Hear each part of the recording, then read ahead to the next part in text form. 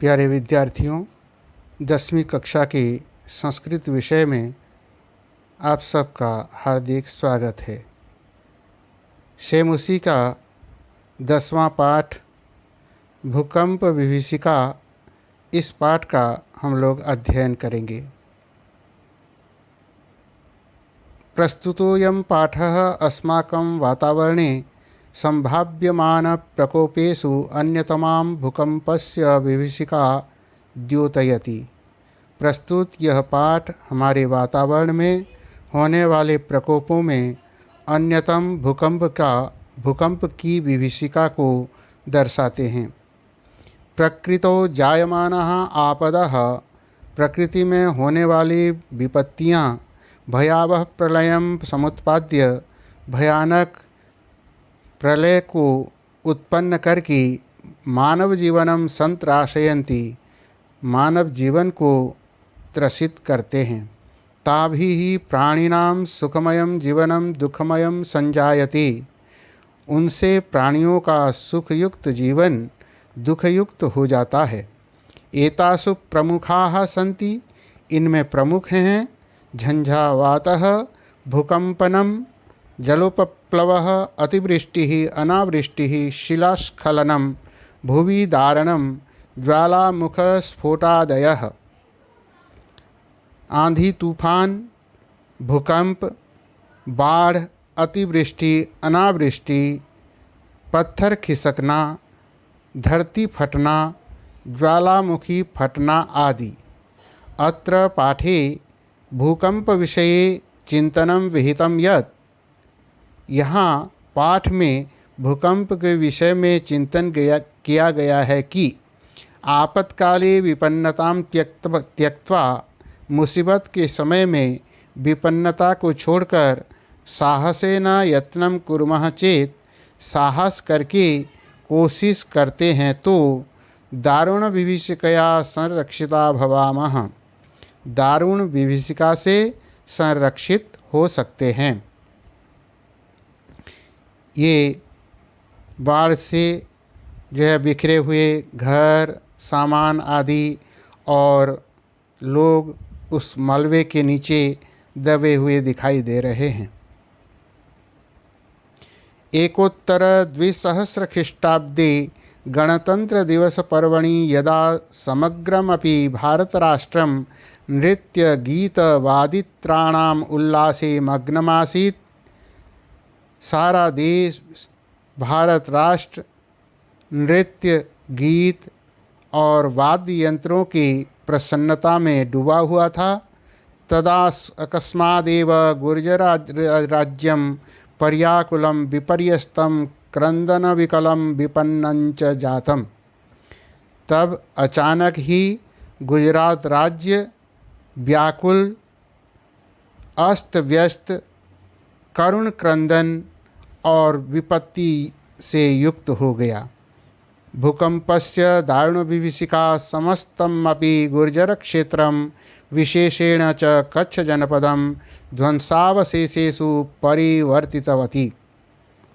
भूकंप की दारुण विभीषिका सारे गुजरात क्षेत्र, विशेष करके कच्छ जनपद को ध्वंसावशेषों में बदल दिया। भूकंपस्य केंद्रभूतं भुजनगरं तु मृत्तिका क्रीडनकमिव खंड खंडम जातम। भूकंप का केंद्र हुआ भुजनगर तो मिट्टी के खिलौने के समान टुकड़े टुकड़े हो गया।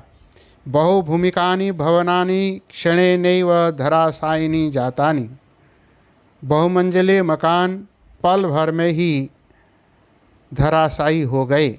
उत्खाता विद्युत दीपस्तंभाः, बिजली के खंभे उखड़ गए। विशीर्णाः गृह सोपान मार्गाः, घर सीढ़ी रास्ते बिखर गए। फालद्वये विभक्ता भूमि ही, धरती दो भागों में बट गया। भूमि गर्भादुपरि निस्सरन्ती भी दुर्वार जलधारा भी, भूमि के गर्भ के ऊपर निकलते हुए भयानक जलधाराओं से महाप्लावन दृश्यम उपस्थितम, बाढ़ का दृश्य उपस्थित हो गया। सहस्रमिता प्राणिनस्तु क्षणेनेव मृताः, हजारों प्राणी पल भर में ही मर गए। ध्वस्त भवनेषु संपीड़िता सहस्रशोऽन्ये सहायतार्थं करुणं क्रंदन्ति स्म। ध्वस्त भवनों में पीड़ित हजारों दूसरे लोग सहायता के लिए करुण क्रंदन कर रहे थे। हा दैव आहा भाग्य क्षुत्क्षामकंठाः मृतप्रायाः केचन शिशवस्तु ईश्वरकृपया एव द्वित्राणि दिनानि जीवनं धारितवन्तः। भूख प्यास से कंठ मृत प्राय कुछ बच्चे ईश्वर की कृपा से ही 2-3 दिन जीवन को धारण किए हुए थे। इयमासीत् भैरवविभीषिका कच्छ भूकंपस्य पंचोत्तर 2000 ख्रीष्टाब्दे अपि कश्मीर प्रान्ते पाकिस्तान देशे च धरायाः महत् कंपनं जातम्। यह थी भैरव विभीषिका कच्छ भूकंप की। 2005 ईस्वी सन में भी कश्मीर प्रांत में पाकिस्तान देश में धरती का महाकंपन हुआ था। यस्मात् कारणात् लक्ष्य परिमिताः जनाः, जिसके कारण से लाखों लोग अकाल काल कवलिताः, अकाल मृत्यु को प्राप्त हो गए। पृथ्वी कस्मात् प्रकंपते वैज्ञानिकाः इति विषये कथयन्ति यत्, पृथ्वी किस कारण से कांपती है, वैज्ञानिक इस विषय में कहते हैं कि पृथिव्या अंतर्गर्भे विद्यमानाः बृहत्यः पाषाणशिलाः, पृथ्वी के अंतर्गर्भ से विद्यमान बहुत बड़े बड़े पत्थर यदा संघर्षणवशात् त्रुट्यन्ति, जब घर्षण के कारण से टूटते हैं, तदा जायते भीषणं संस्खलनम, तब भीषण संस्खलन होता है। संस्खलजन्यम कंपनंच, और संस्खलन के कारण से जो है कंपन होता है। तदैव भयावह कंपनम धरायाः उपरि तलमप्यागत्य महाकंपनम जनयन्ति, तभी भयावह कंपन धरती के ऊपर तल आकर महाकंपन को उत्पन्न करते हैं। ये न महाविनाश दृश्यम समुत्पद्यते, जिसके कारण से महाविनाश का दृश्य उपस्थापित हो जाता है। ज्वालामुख पर्वतानां विस्फोटैरपि भूकंपो जायत, ज्वालामुखी पर्वतों के विस्फोटों से भूकंप होता है। इति कथयन्ति भूकंप विशेषज्ञाः, ऐसा भूकंप विशेषज्ञ कहते हैं। पृथिव्याः गर्भे विद्यमानो अग्निर् यदा खनिज मृत्तिका शिलादि संचयं क्वथयन्ति, धरती के गर्भ में विद्यमान आग जब खनिज वस्तु मिट्टी पत्थर आदि इकट्ठे होकर गर्म होते हैं, तदा तत्सर्वमेव लावारसताम उपेत्य, तब वह सब कुछ लावारस को प्राप्त होकर दुर्वार गत्या धराम पर्वतम वा विदार्य बहिर्निष्क्रामति, तेज गति से धरती या पर्वत फाड़कर बाहर निकलते हैं। धूम भस्मावृतम जायते तदा गगनम, तब आकाश धुआं और राख से ढक जाता है। सेल्सियस तापमात्राया 88 उपगतोऽयं लावारसो यदा नदीवेगेन प्रवहति 800 सेल्सियस तापमात्रा को प्राप्त हुआ। यह लावारस जब नदी के वेग से बहता है तदा पार्श्वस्थ ग्रामा नगराणि वा, तब पास में स्थित गांव या शहर तदुदरे क्षणेनैव समाविशन्ति, उसके उदर में पल भर में ही समाहित हो जाते हैं। निहन्यन्ते च विवशः प्राणिनः, विवश प्राणी मारे जाते हैं।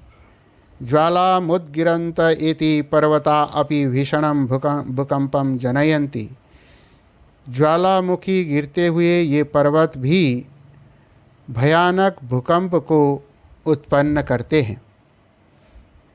यद्यपि दैव प्रकोपो भूकंपो नाम तस्योपशमनस्य न कोपि स्थिरोपायो दृश्यते, जबकि भाग्य प्रकोप भूकंप नाम उसके शांत करने का कोई भी स्थायी उपाय नहीं दिखाई देता है।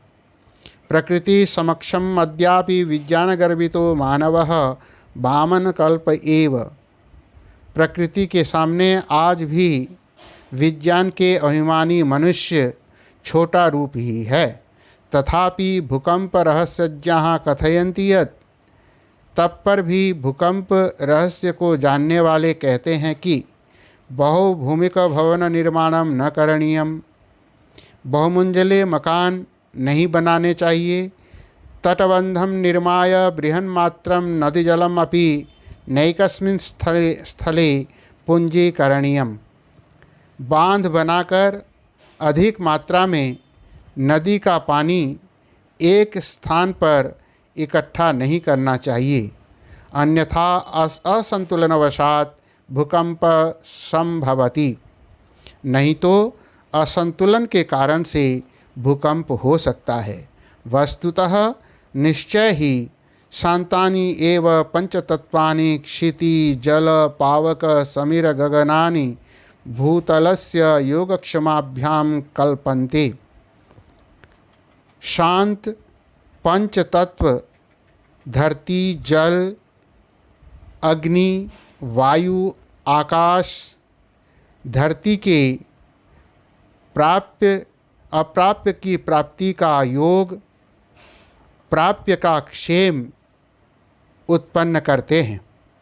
अशांतानि खलु तान्येव महाविनाशम उपस्थापयन्ति, निश्चय ही वे अशांत तत्व महाविनाश को उपस्थापित करते हैं।